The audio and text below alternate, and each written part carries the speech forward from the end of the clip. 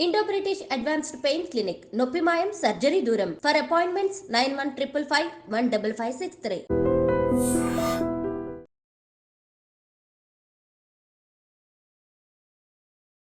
నమస్కారం, welcome to I dream. ధర్మ మార్గం విత్ విజిత కార్యక్రమానికి స్వాగతం. అయితే ప్రతి ఒక్కరము కూడా మానవ జన్మ తీసుకున్నాము అనంటే అసలు ఎందుకు తీసుకున్నాము, మనం ఇప్పుడు ఏదైతే బంధాలు బాంధవ్యాలతో కొట్టుమిట్టాడుతున్నామో నిజంగా దీనికోసమే మనం మానవ జన్మ అనేది తీసుకున్నామా, అసలు ఎందుకు మానవ జన్మ తీసుకున్నాము? మనకు పెద్దవాళ్ళు చెప్తూ ఉంటారు, ఖచ్చితంగా మనం ఈ కోరికలు ఈ బాధ్యతలు బంధుత్వాలు వీటిలో కొట్టుమిట్టాడటం కాదు, మనం ఖచ్చితంగా గత జన్మలో చేసుకున్న కర్మలను ఈ జన్మలో అనుభవించేంత వరకు అనుభవించిన వాటిని శాశ్వతంగా లేకుండా చేసుకొని ముక్తి పొంది భగవంతుల్లో ఐక్యమవడం కోసం, మోక్షాన్ని పొందడం కోసం మాత్రమే అని చెప్పి పెద్దవాళ్ళు చెప్తూ ఉంటారు.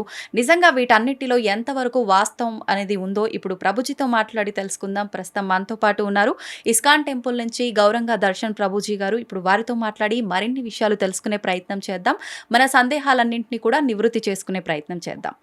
హరే కృష్ణ ప్రభుజీ. హరే కృష్ణ ప్రభుజీ, కృష్ణుడి గురించి మనం రకరకాలుగా మాట్లాడుకుంటూ ఉంటాం. అయితే ముఖ్యంగా చాలా మందిలో ఒక సందేహం, కృష్ణుడు ఆదర్శవాద వాస్తవికవాద అని చెప్పి.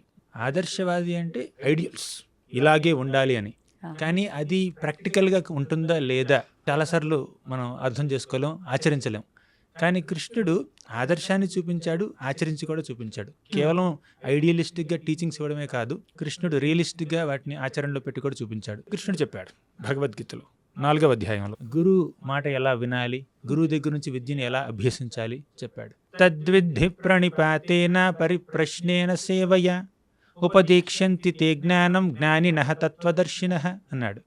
తద్విద్ధి ప్రణిపాతేన, మీరు గురువు దగ్గరికి వెళ్ళినప్పుడు ప్రణిపాత ఎంతో ఆదరణతో, ఎంతో భక్తితో, గౌరవంతో వారిని ఆశ్రయించాలి. పరిప్రశ్నేన, మంచి ప్రశ్నలు అడగాలి. సేవయ, కేవలం గౌరవంతో ప్రశ్నిస్తే సరిపోదు, ప్రశ్నలు అడిగి జ్ఞానాన్ని సముపార్జించిన తర్వాత సేవ కూడా చెయ్యాలి అని చెప్పాడు. చెప్పుకున్నాడా? తాను స్వయంగా ఆచరించి చూపించాడు శ్రీకృష్ణుడు. అంటే అన్నీ ఆయన తెలిసిన, అన్ని వేదాలు ఆయన నుంచే ఉద్భవించిన, అంత జ్ఞానం ఆయన నుంచే వస్తున్నా కూడా విద్యను అభ్యసించడం కోసం ఆయన అవంతిపురానికి వెళ్ళి అక్కడ సాందీపని యొక్క గురుకులంలో, ఆశ్రమంలో విద్యను అభ్యసించాడు. 64 రోజుల్లో 64 కళల్ని అభ్యసించాడు. బలరాముడు కూడా తనతో పాటు ఉన్నాడు, సుధాముడు కూడా తనతో పాటు ఉన్నాడు, కుచేలుడు. అలా ఫ్రెండ్స్ ఉన్నారు. అంటే గురువుని ఎలా సేవించాలి, కేవలం ప్రశ్నలు అడిగి విద్యని సముపార్జించడం మాత్రమే కాదు, సేవ కూడా చెయ్యాలి. గురుదక్షిణ కూడా ఇచ్చాడు. గురువు యొక్క బిడ్డ చనిపోతే ఆ బిడ్డని యమలోకానికి వెళ్ళి మళ్ళీ పునర్జీవితుడిని చేసి తీసుకొచ్చి గురువు ముందు పెట్టాడు. అంటే తన యొక్క దైవత్వాన్ని గురువు సేవలో వినియోగించాడు.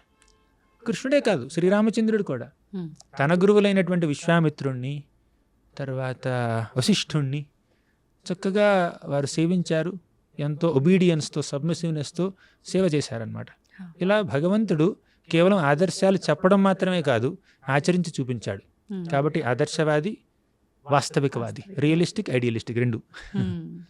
అయితే ప్రభుజీ, గురువు గురించి ఇప్పుడు మీరు కొన్ని విషయాలు చెప్పారు. మనం కూడా నిత్య జీవితంలో మనం కరెక్ట్ మార్గంలో వెళ్ళాలి అని అంటే ప్రతి ఒక్కరికి గురువు ఆదేశాలు అనేవి ఉండాలా? ఒక గురువు కంపల్సరీ ఉండాల్సిందేనా? ఇప్పుడు గురువు అవసరం లేకపోతే, టీచర్ అవసరం లేకపోతే ఇన్ని యూనివర్సిటీలు, ఇన్ని కాలేజీలు, ఇన్ని స్కూల్స్ ఎందుకండి?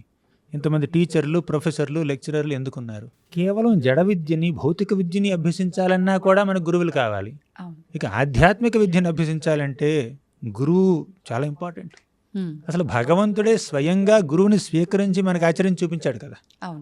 ఇక భగవంతుడే ఒక మానవ రూపంలోకి వచ్చినప్పుడు, ఆయన గురువుని స్వీకరించినప్పుడు మానవ మాత్రలో అయిన మనకి గురువుని స్వీకరించడానికి అభ్యంతరం ఏమిటి చెప్పండి? ఏ విద్యని అభ్యసించాలన్నా గురువు ఇంపార్టెంట్. అంటే గురువు అన్నీ చెప్పాల్సిన అవసరం లేదు. గురువు స్ఫూర్తినిస్తాడు, ప్రేరణనిస్తాడు. అంతేకాకుండా గురువు ఎక్కడైనా డౌట్లు ఇస్తే చెప్తారు. కానీ ఆ గురువు చెప్పినటువంటి ఆ బోధన అంతా మనం చక్కగా అవగాహన చేసుకోవాలి, అవగతం చేసుకోవాలి, కొంచెం రిఫ్లెక్ట్ చేయాలి. నిధిధ్యాసనం అంటారు దాన్ని. అంటే కేవలం చెప్పింది చెప్పినట్టు ఒక చిలుకలాగా మళ్ళీ ప్యారెట్ లైక్ రిపిటేషన్ కాకుండా మనం దాన్ని చక్కగా అర్థం చేసుకుని ఇంటర్నలైజ్ చేసుకుని అబ్జర్వ్ చేసుకుని సాక్షాత్కరించుకోవాలి, రియలైజ్ చేయాలి. అయితే ఇప్పుడు మనం ఆధ్యాత్మిక మార్గంలో వెళ్ళాలి అంటే ఖచ్చితంగా ఒక మంచి గురువుని ఏ విధంగా ఎంచుకోవాలి? మనం భగవద్గీత రూపంలో చాలామంది పెద్దవాళ్ళ మాటలు ప్రవచనాలు వింటూ ఉన్నాం. గురువు లేకుండా ఇలా వింటూ మనం ఆధ్యాత్మిక భావనలోకి ముందుకెళ్ళొచ్చా? గురువులు 2 రకాలండి. ఒకటి దీక్షా గురు, 2 శిక్షా గురు.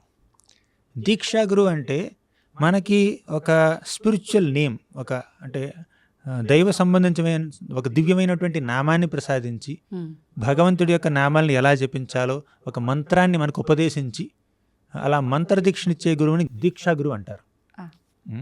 అంటే మంత్రాన్ని ఇస్తారు, మనకు ఒక ఇనిషియేటెడ్ నేమ్, స్పిరిచువల్ నేమ్ని ఇస్తారు, తర్వాత కొంచెం మార్గదర్శకత్వాన్ని స్ఫూర్తిని కలిగిస్తారు. అది దీక్షా గురువు.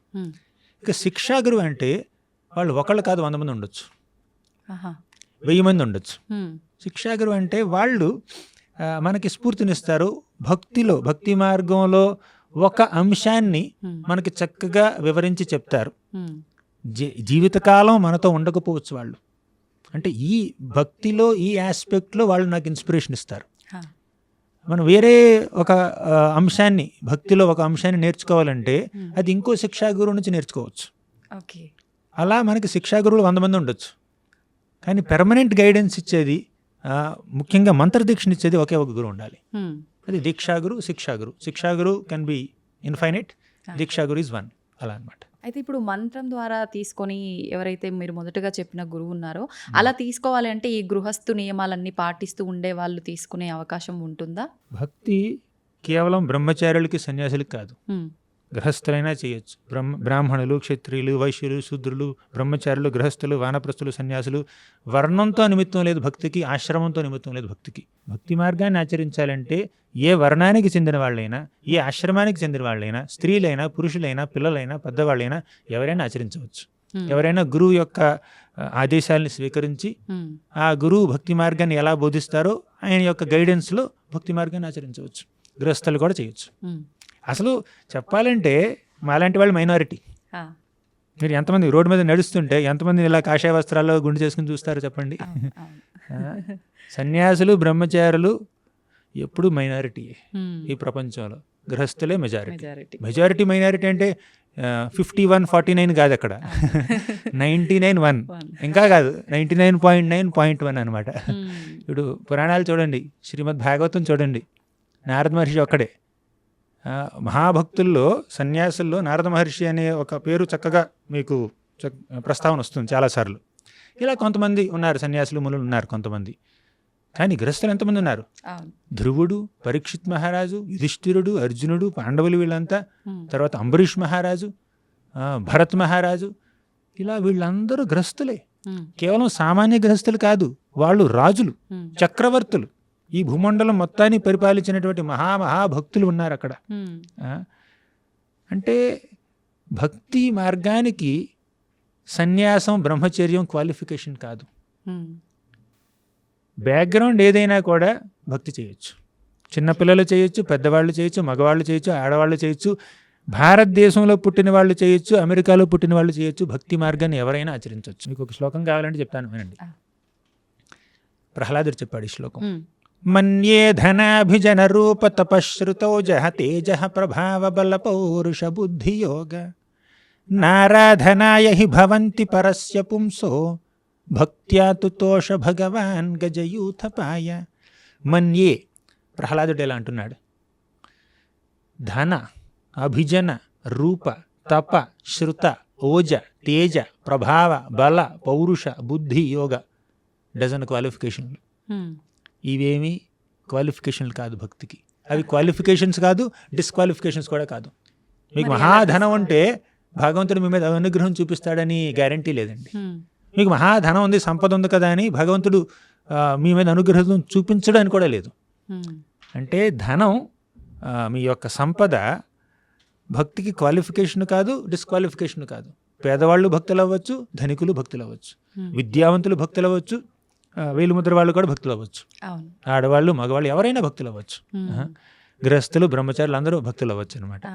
సో భక్తికి క్వాలిఫికేషన్ లేదు. భక్త్యా తుష్యతి కేవలం నచ గుణై భక్తి ప్రియో మాధవ. ఆ మాధవుడు కేవలం మన మనసులో ఉన్నటువంటి పవిత్రమైనటువంటి భావానికి దాసుడు కానీ మన యొక్క ఆశ్రమానికి, మన యొక్క వర్ణానికి, మన యొక్క నేషనాలిటీకి, మన యొక్క రిలీజియన్కి సంబంధమే లేదు.